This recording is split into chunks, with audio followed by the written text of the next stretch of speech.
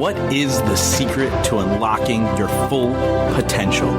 What makes your idols any different than you? How do you become the person you've always wanted to be in life?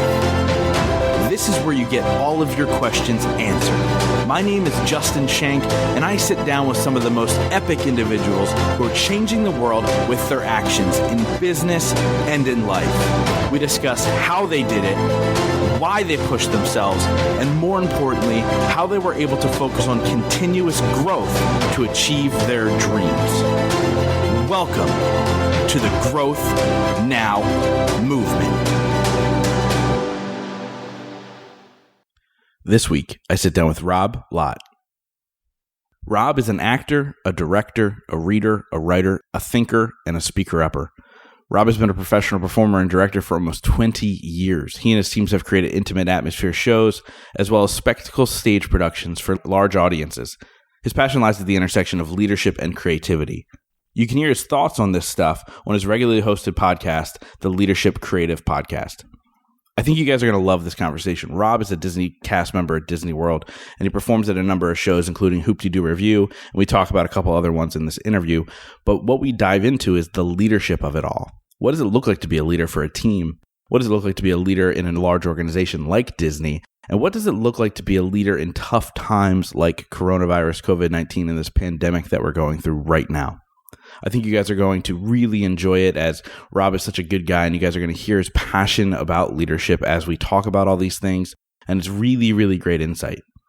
Now, before we get to the interview, I want to remind you guys that Growth Now Movement Live is right around the corner. September 25 to 27. This will be a sold-out event. It is going to be so much fun to finally reconnect with human beings that are going to help us all level up and get our lives to where we want it to be.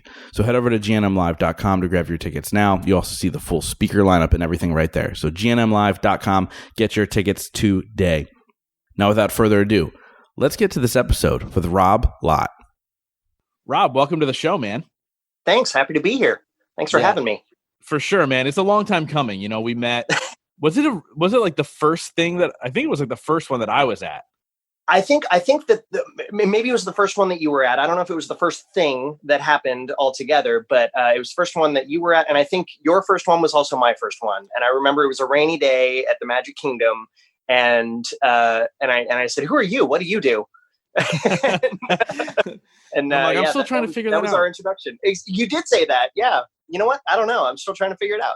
Yeah. And here we are 2.5 years later, and I'm still trying to figure it out. But, it's funny. I was intrigued by what you do and how you presented it and all the things that you've learned over the years working with Disney. And I didn't realize this, but you had mentioned before I hit record that you started in 2001. So we're talking 19, going on 20 years with working with the company. And that's mind blowing. But obviously Disney is known for entertainment, but when you really dive into Walt Disney and everything, it's about leadership and organization and all these incredible things to create experiences for others to live a happy life. And I love that. I love that idea. And I will say this, when I first went to the thing, I was not a Disney person. My girlfriend, I will still say now to this day, I'm not a Disney person, but my girlfriend will tell you otherwise. As I become obsessed with watching YouTube videos of like secrets of Disney World and stuff like that. But why don't we talk about who is Rob today? And then we can unpack how you got there and all the lessons learned and all that stuff. Oh my goodness. Who am I today? All right. So my bio on all my socials says that I am an actor and a director and a reader and a writer and a thinker and a speaker-upper. As far as who I am today, I do put them in that order on purpose, from a place of, I spend the majority of my time, as an actor at Walt Disney World. I do a show there called the Hoop-Dee-Doo Review. We've pressed pause on that for a little bit. But then from there, I learned years ago that I am at my best when I have 1 foot on stage and 1 foot backstage, meaning 1 foot on stage that I'm getting to do the thing. I'm getting to be in the show, play a role, play a character, experience that laughter and applause. For a lot of people, they say, I don't really need applause. I do this for myself. Well, that's great for you. For me, I crave that applause and that significance of taking control of an audience, and directing them, leading them to the place that I want them to be from a just a creative artistic standpoint. But I also know that I'm at my best, yes, with one foot on stage, but also one foot backstage. I love the creative process. I love the leadership involved in that, and putting all of that together production wise. So I am an actor and I'm a director. So I direct all around town. Mainly live theatrical events, which again, we've pressed pause on that for just a moment. But yeah, so that's that. And then I'm a reader and I'm a writer. I wasn't a reader for the longest time, just because I think required reading in school burned me. Like it was, my teachers would be like, "This is an amazing book. Check out the way that they describe this tree." And I would read it, and it was like 4 pages describing this tree. And I was like, I get it. It's a tree, and it's a big tree, and it's a beautiful tree. But like, we probably could have done that in a sentence or two. All of that to say that somebody handed me a book that I was like, oh my goodness, somebody is writing about things that I care about. And they're not writing so flowery. It is more written from a place of like, here are the facts, here's a problem, here's how we solved it. And if you ever bump into the same problem, here's how you can solve it as well. And I love that kind of stuff. So I'm a reader, and then I became kind of a writer, just quietly, just sharing some of my thoughts on Facebook and Twitter, like everybody does. But that grew into a blog, that grew into a podcast. That yes, I do speak on the podcast, but all of it is just a little behind the scenes trick. I script it for myself, and I script it in a way that will sound as though it's just off the top of my head. But truly, it is written and produced a little bit more than this kind of conversation, which I very much enjoy. But then I'm also, just when I say I'm a thinker, that I enjoy deep conversation. I enjoy, thinking about hard problems and thinking about difficult things. I enjoy that. That's actually fun for me. But then also I'm a speaker-upper, that the things that I'm thinking about, I don't let them just stay there. I let them out, and I speak up about the things that are bothering me, or the things that I'm excited about, or the things that you should be excited about, or the things that you should be bothered by. So that's who I am now. I love that. So let's there's obviously a ton to unpack there, right? So I mean, you had mentioned you stopped liking to read, and then you started to like to read again. But when we talk about the creative side and this undertone of truly caring, like you seem to really care about the world, you care about other people. Was this something that was innate in you and it's kind of been your whole life? Or was this like the Disney touch inside of you to be like, be caring, be this? I'm always curious when it comes to that, when it comes to a Disney cast member. That's what they call you, right? Yeah. Yeah. Yeah. So the government would still call us an employee, but within the Disney, we are all cast members in the great story of Walt Disney World and the great entertainment that is a daily event at Walt Disney World. Yeah, we're all cast members in that story.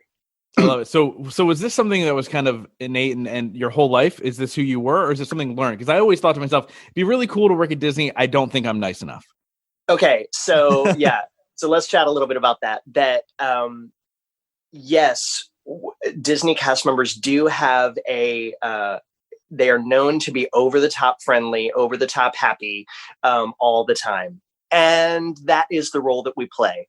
But the truth is, yes, we are those things. Honestly, we are those things. But we are able to be those things on stage because things are run so well. Accountability is highly held backstage, and that there's an expectation of it's just really well organized. It's really well led, so that the decisions, to a very real degree, especially for the hourly frontline cast members, we call them, the decisions are already made, and their only responsibility is to be friendly and help people as they come in through the parks.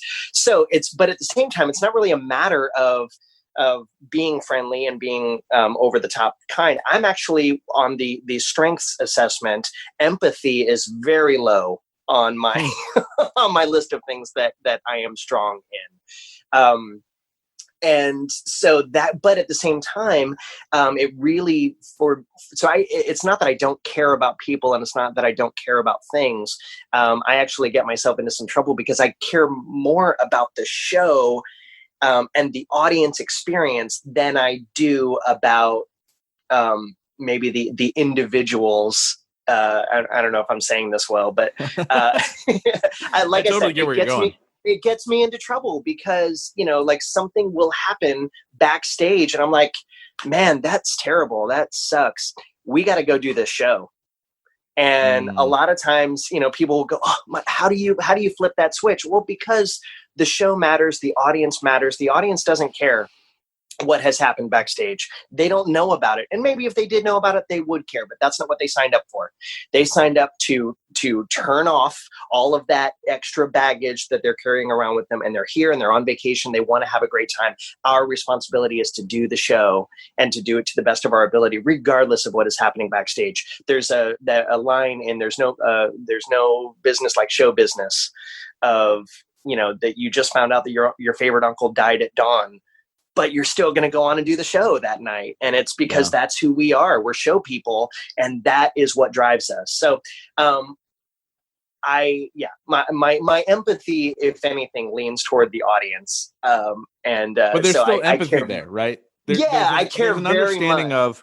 There's an understanding that like, and so I want to say this. I don't know if you'd be like that if it were not to put a smile on somebody's face. If it were not to deliver for these individuals who paid to whatever, right? So as a leader, how do you handle something like that? Like, how do you really kind of, I don't want to use the term manipulate because that sounds terrible, but how do you kind of work your way through that with understanding who they are and what they're going through, because they're humans as well, but then continuing to put the show on, continuing to show up? Because I think as entrepreneurs, we have to do this all the time too. Like, let's talk about COVID-19 really quick and this coronavirus and this lockdown. I'm super grateful. I really, really am. I'm grateful for the fact that my business has not waned.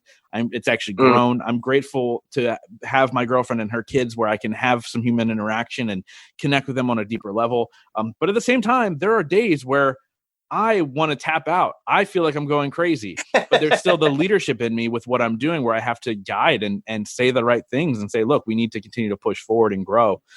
So how do you handle that in your industry as a leader to kind of nurture, but also push? So, for me, and so let me kind of unpack that in my head just for really quick.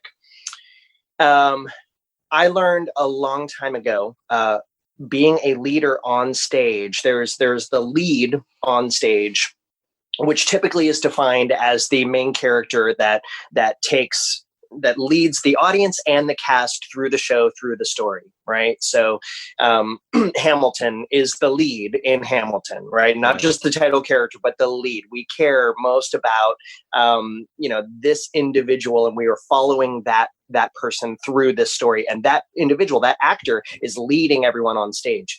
But so it's often defined that the lead is defined by how many lines you have and how often you are on stage. However, being a leader on stage is not defined at all that way. And so being a leader on stage is defined by when you step on stage, do people want to rise to meet your level? Being a leader on stage means backstage, are you continually every day pointing to the thing that we've all come here to do? So I am not, I work most regularly with an ensemble cast of 6. And I do tend to have the most dialogue on stage, and I'm on stage a lot.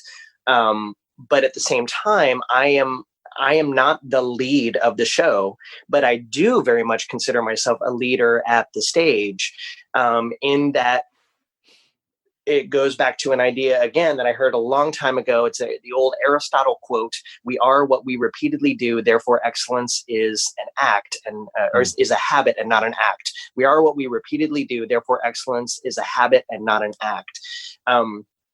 And if every day I'm coming in and going, okay, you know what? I've heard it said, professionalism is doing the thing that you have to do even when you don't want to do it.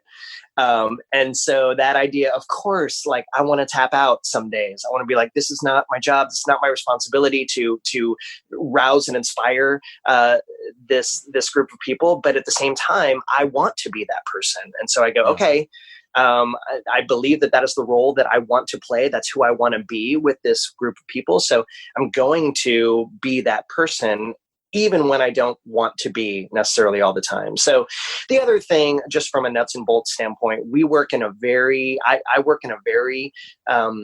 a fantastically generous place where we have contingency plans that if somebody truly is unable to do the show for whatever reason, we are set up to be able to cover for them if they're gone and replace them very quickly for that night as needed. So when somebody comes along and they're like, I just got this bad news, and absolutely, you got this terrible news and your head is not where it needs to be in order to do the show tonight. Can do what you can, and we will find a replacement for you. And so that's just the nuts and bolts there. And for a lot of shows, a lot of casts, that is not the case. You have one group of people, and your responsibility is to do the show every night, no matter what. But that is not the case at Walt Disney World per se. Yeah, I mean, because that's 7 days. How many times do you do a show a day? So the Hoop-de-Doo Review is 7 days a week, 3 performances a night. There's a 4-day cast and a 3-day cast. I'm part of the 3-day cast, which allows me 4 days a week to do extra stuff for the company, as well as extra stuff outside of the company for myself, just for fun. But yeah, so we do 3 shows a night, 3 nights a week. The other cast does 3 shows a night, 4 nights a week. So where else can people find you? And then I want to switch gears. Where else can people find you in Walt Disney World? Because your photo's going to be on this, and they'll be like, "Yo, I heard you on Justin's podcast." That'd be cool. Yeah, they can find me also at Singing with the Dapper Dans Barbershop Quartet on Main Street, USA, at the Magic Kingdom. Every now and then, I will get a phone call to come over to Finding Nemo the Musical, where I play Marlin. And then every now and then also I will get a call. There's a Crush over at Epcot at Turtle Talk with Crush. He and I are good buds. Every now and then we hang out. It's awesome. Dude, do you do the voice? Can we talk about this for a second? Because look, so I told you that I'm taking, we're taking my girlfriend's kids to Disney, and it's going to be their first time there, and they're super excited. And I was talking about how the turtle from, I forgot the name. I'm the worst. Crush, the turtle from Finding Nemo actually talks and interacts, but it's like, yo, dude, the surfer guy, right? Right. Yeah. You do this voice. I have been known to hang out with Crush. Yeah. I love this. Yeah, you had asked me earlier, like, hey, what can we talk about? What can we not talk about? That might be we might be getting into a territory of where I need to be careful. That's fair. That's cool. You get to hang out with him though.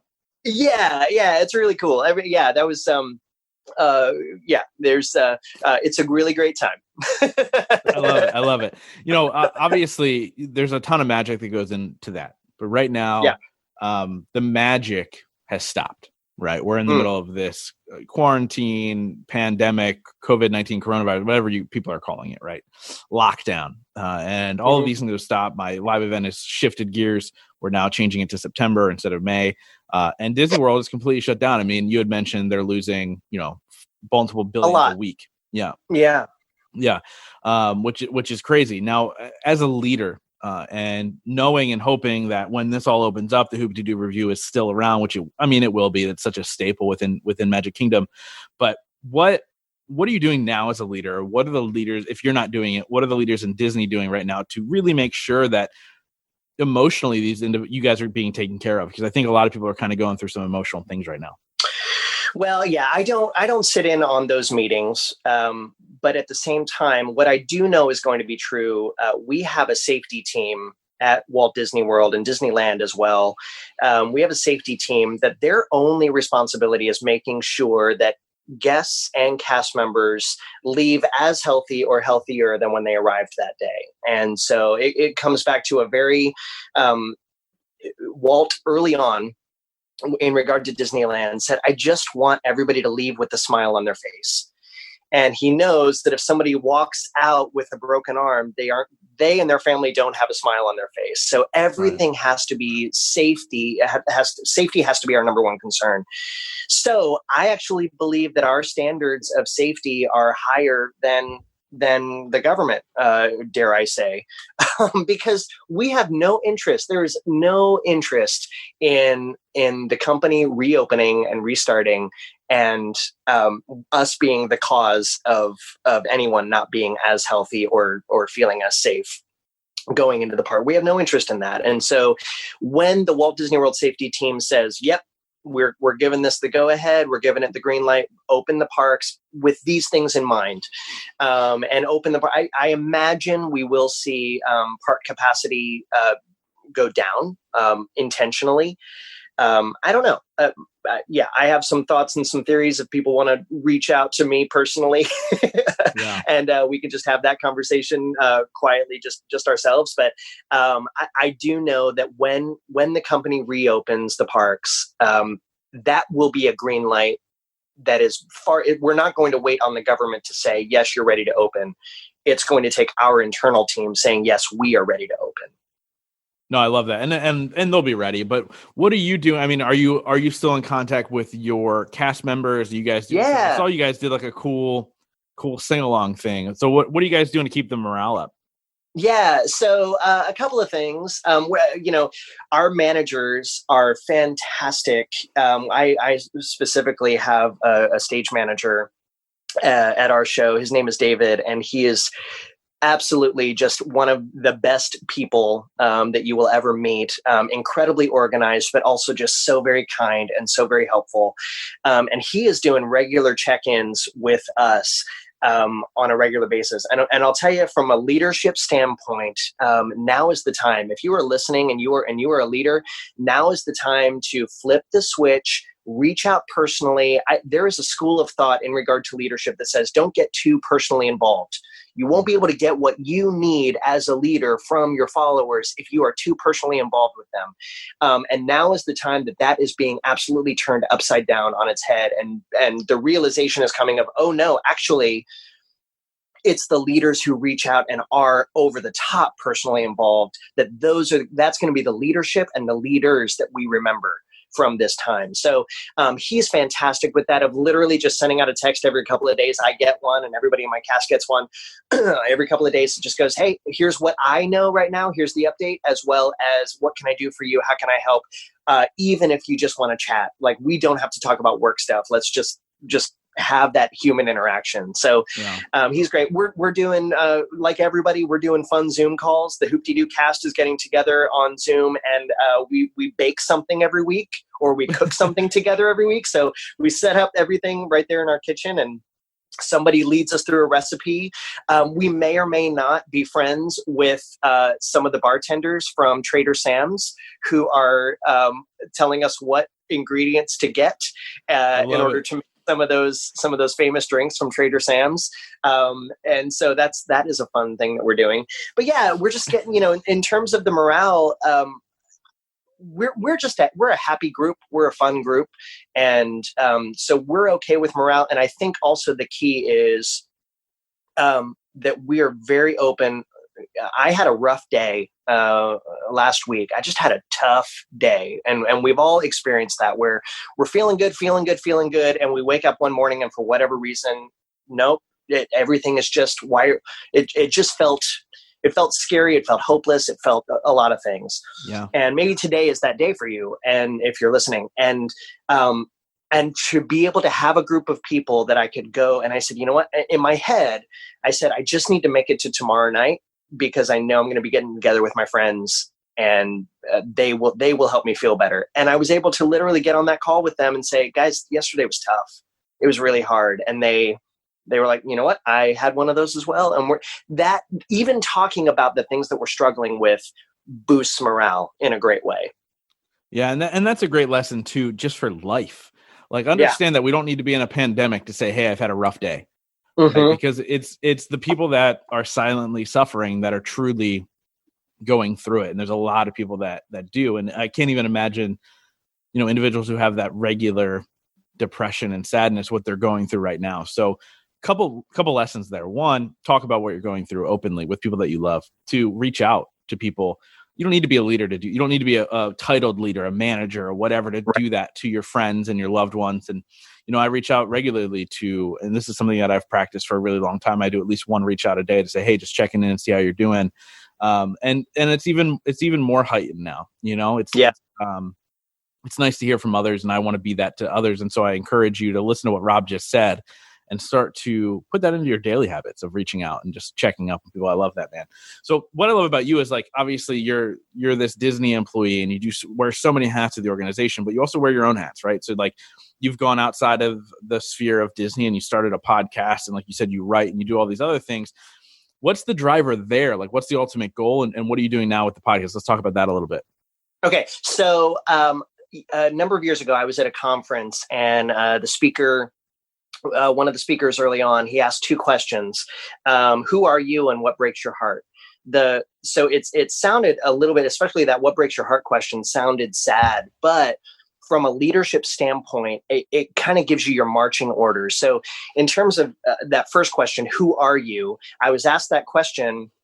So I am a husband, first and foremost, to the beautiful, lovely, amazing, talented Kate. So I'm a husband first and foremost. So who am I in that arena?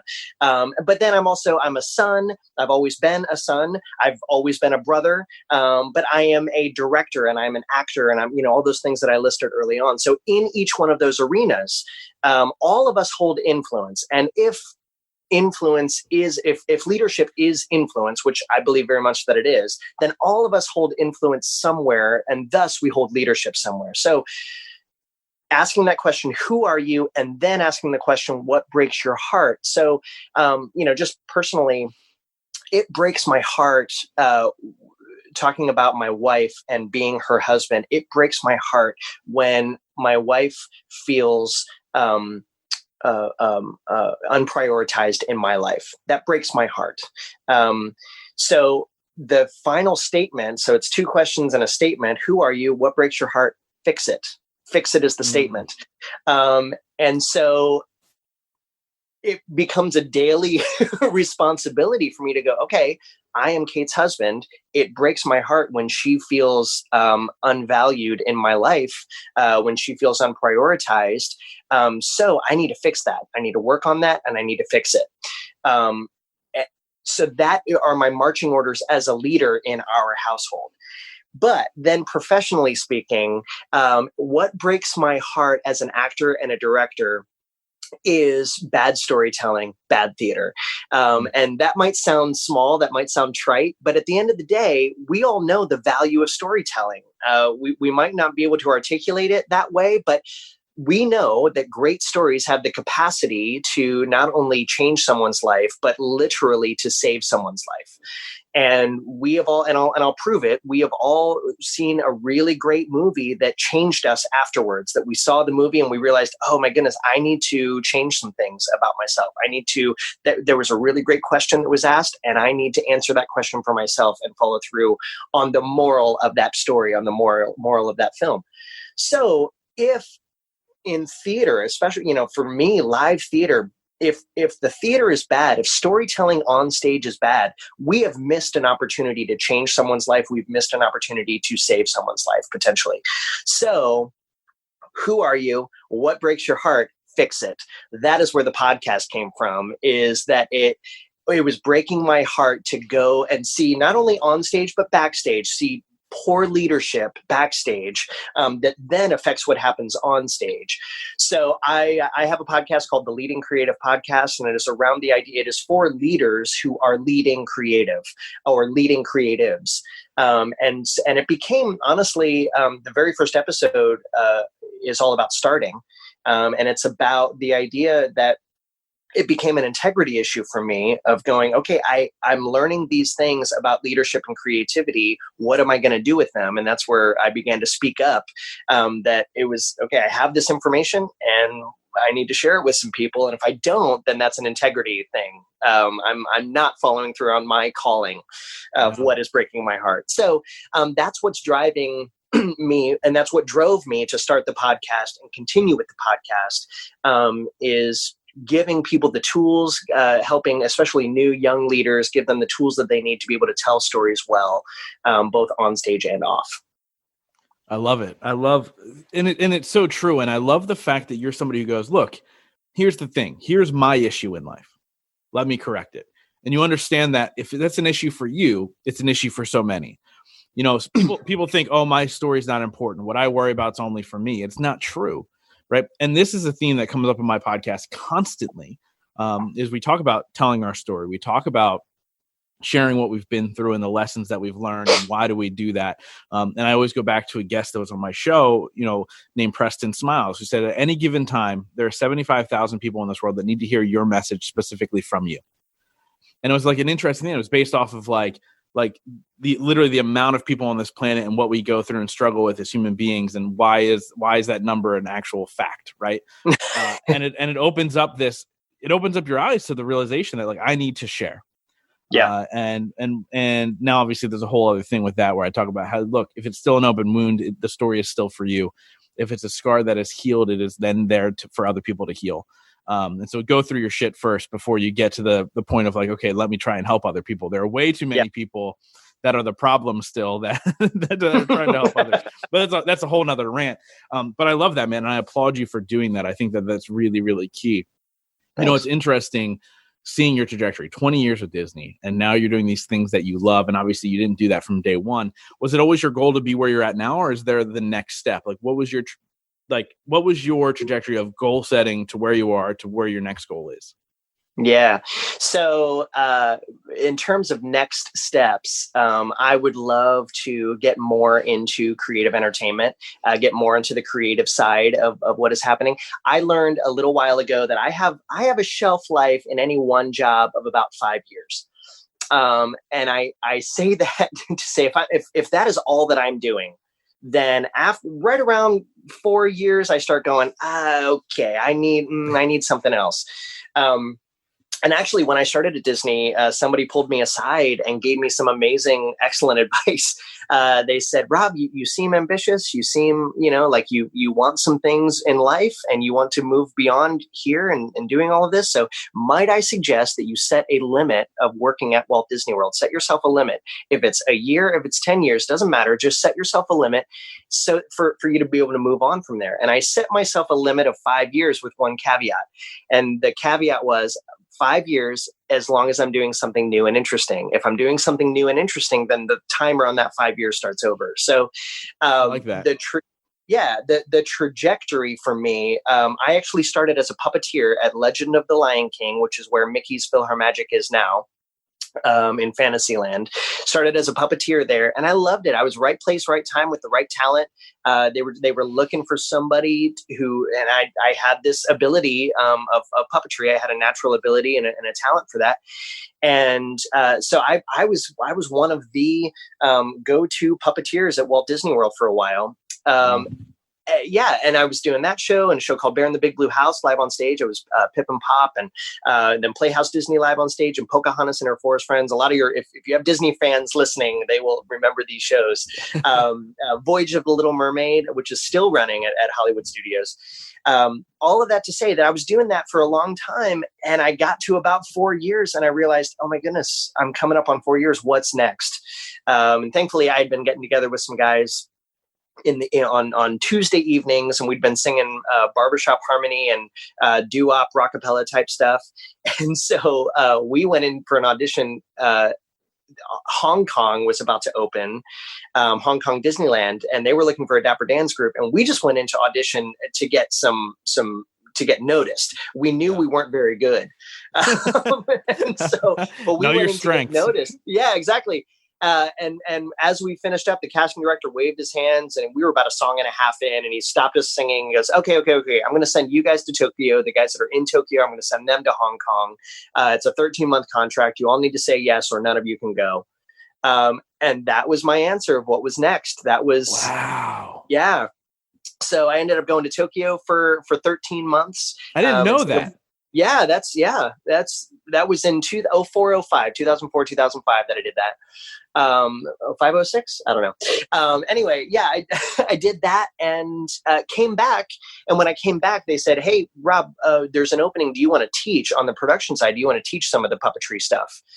And So I started teaching Finding Nemo the musical as what is called a puppet specialist. So I did that for about 5 years. Also, like Festival of the Lion King and Voyage of the Little Mermaid, and a number of other shows, teaching and working on the puppetry for that and special events and stuff. But again, I was like, okay, I'm getting up on 5 years. What am I going to do? Well, because I was at Finding Nemo, and follow me on this because there is I'll bring it all around here in a second. Because of Finding Nemo, the musical, and stepping into those rehearsals, if somebody was missing on stage, then I would step in during rehearsal. Not in front of audiences, but in front of the directors and in front of the rest of the creative team. And so I would step in, but I had no pressure. There was no pressure on me to do well. Right. So I was all loose and having a great time. And the directors kind of pulled me aside and they were like, Rob, are you performing anywhere? You should be performing somewhere. And I was like, I would love to. And they ended up setting me up with some auditions. And that's how I got, that's how I get to hang out with Crush. And that's how I got the Hoop-Dee-Doo review and things like that. All of that to say, in terms of future trajectory, my wife is amazing at goal setting. She's a fantastic goal setter of knowing at the end of, I am going to set this goal. I'm going to put a time on it. And here are the steps that I need to take in order to achieve that goal. She's excellent at that. I'm terrible at goal setting. If you ever hear me giving advice on goal setting, step in and say, this guy doesn't know what he's talking about, because I don't. I'm terrible at goal setting. But what I am good at is opportunity seizing. I know an opportunity when I see it. And so, because I think to a degree, in a good way, because I'm not great with goal setting, my wife, an opportunity will come along and she'll go, well, that's not within my goals right now. So I'm not interested. It's off the table. I'm not doing that because I'm focused on my goals. And she follows through on her goals. For me, I go, well, I don't have any goals. So the opportunity that is in front of me, I can do that. I'm free to do that, to follow through with that opportunity. Over time, I've learned the opportunities to pay attention to and the opportunities that are not my strengths, and I'm not good at them, so I skip over those. But so in terms of future hopes and dreams, in terms of the next step and future trajectory, I am always actively looking for the next opportunity. And some of that is creating my own opportunities. That's where the podcast is coming from. That's where, when guys like you call up and say, can I chat with you for a little bit? Yes, absolutely. I would love to have a conversation with you and see how we can help each other. So I am more opportunity based than I am goal setting based, if that makes sense. No, I love that. And it was funny because I'm very similar when it comes to that type of thing. Like, I have ideas of where I want to be. Like, I know the end game, right? So like, I kind of know where I want to go, but I'm not necessarily like stuck in those guns. I really kind of pay attention to what kind of opportunities are being presented to me and what are people saying? Like, let me pay attention, because that's where I'm supposed to be. If people are saying, hey, I want more of this from you, okay, that's where I'm supposed to be, right? So like, for instance, obviously I have the podcast and I teach podcasting and I own the podcast production company because that's what people wanted. And then I was like, look, I've built this business and I've built this online personality and I've built this speaking business and all these other things that kind of came with that. And I wasn't not that I'm not satisfied in the podcast space, but to talk about microphones all the time gets super boring. And so I go, like, okay, what else can I teach? What else have I learned? What else is there? Right. So now I have a mastermind called the Purpose and Movement Mastermind that I run with Mark Crandall. And I speak on stages and I talk about overcoming, adversity and limiting beliefs and all these things because I'm passionate about that. And so there's part live it and then pay attention. So you live it. Like you know what you're doing. Like you pay attention and you go, okay, I kind of want to be there. So what can I do now to put myself in the right position to be open to that opportunity? And so I'm very similar in that sense. So give yourself a little bit more credit when it comes to that, because you're smart about it. It's not just like, oh, this happened next, and now here I am. Right. And so it's very, very true. So I want to ask you something that I ask everybody who comes on the show. Obviously, I get the opportunity to interview some of the most successful people on the planet, however you want to define success, right? And so my question for you is, what is your definition of success? And what are 3 things you do every single day to ensure that success for yourself? Yeah. So for me, when I go home at the end of the day, or in these days when I step out of the office and come downstairs at the end of the day. Am I more energized at the end of the day than when I started the day? So in terms of success, of course, I would love the financial success. I would love, and I've experienced that for seasons. I would love the fame success, and I have experienced that in seasons. And those are nice byproducts of the world that I work in terms of show business. But for me, am I coming home at the end of the day more energized than when I went in? And that to me is success. And there are times our last show, we come off stage around 10:20, depending on the audience, it might be 10:25, depending on how interactive we have been, so as to say.